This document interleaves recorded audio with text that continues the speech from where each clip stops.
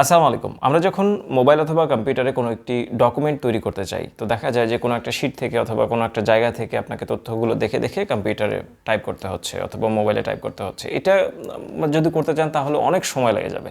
তো কিভাবে আপনি এটা চট করে 2-3 মিনিটের মধ্যে আপনি যে কোনো জায়গা থেকে তথ্যগুলোকে নিয়ে ডকুমেন্টটা বানিয়ে ফেলতে পারেন, আজকের এই ভিডিওতে পুরো বিষয়টা দেখাবো। আপনি আপনার হাতে স্মার্টফোনটা দিয়ে এটা করতে পারবেন। কিভাবে করতে হবে চলুন দেখে আসি। সো ভিউয়ার্স, এটা করার জন্য আপনি আপনার ফোনের ক্রোম ব্রাউজারে যেতে পারেন, গুগল যে সফটওয়্যারটা রয়েছে সেটাতে যেতে পারেন, অথবা গুগল লেন্স যে সফটওয়্যারটা রয়েছে সেটাতে যেতে পারেন।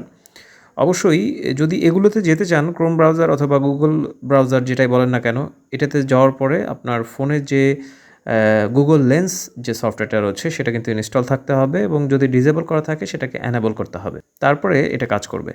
এখানে যে ক্যামেরা আইকনটা দেখতে পাচ্ছেন, আপনি এটাতে ক্লিক করে দেবেন। এটাতে ক্লিক করার পর আপনার ফোনের গ্যালারিতে নিয়ে যাওয়া হবে। আমরা তো গ্যালারিতে যাচ্ছি না, আমরা যাব হচ্ছে এই যে এখানে সার্চ উইথ ইয়োর ক্যামেরা, এটাতে ক্লিক করতে হবে। তারপরে এখানে যে টেক্সটটাকে অথবা যে ডকুমেন্টটাকে আপনি লিখতে যাচ্ছেন সেটাকে সিলেক্ট করে নিন। সুন্দর করে আলো রিফ্লেকশন যেন না থাকে ডকুমেন্টের উপরে, মানে ক্যামেরায় যেন রিফ্লেকশন না পড়ে, তাহলে দেখা যাবে যে জিনিসটা ঠিকমতো হচ্ছে না। তারপরে এখানে সার্চ এর মতো যে আইকনটা রয়েছে এটাতে ক্লিক করে দেবেন। এটাতে ক্লিক করার পরে একটু সময় নেবে। সময় নেওয়ার পর আসলে জিনিসটা কতটুকু নিতে যাচ্ছেন আপনি চাইলে যে এটাকে ছোট করে দিতে পারেন, যতটুকু চাবেন ততটুকু আপনি এখান থেকে নেবেন। নেওয়ার পরে আপনি পুরোটাকে কি করবেন, এভাবে ধরে পুরোটাকে কপি করবেন, এভাবে।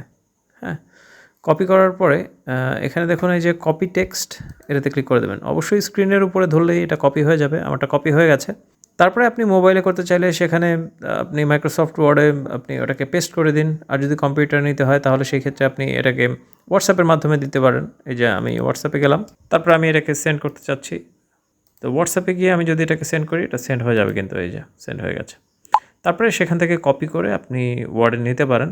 দর্শক, আশা করছি ভিডিওটা আপনাদের কাছে ইনফরমেটিভ মনে হয়েছে, হেল্পফুল হবে ইনশাআল্লাহ। যদি সেরকমটা হয় তাহলে অবশ্যই সাবস্ক্রাইব লেখা যে বাটনটা রয়েছে ওটাতে ক্লিক করে সংযুক্ত থাকতে পারেন।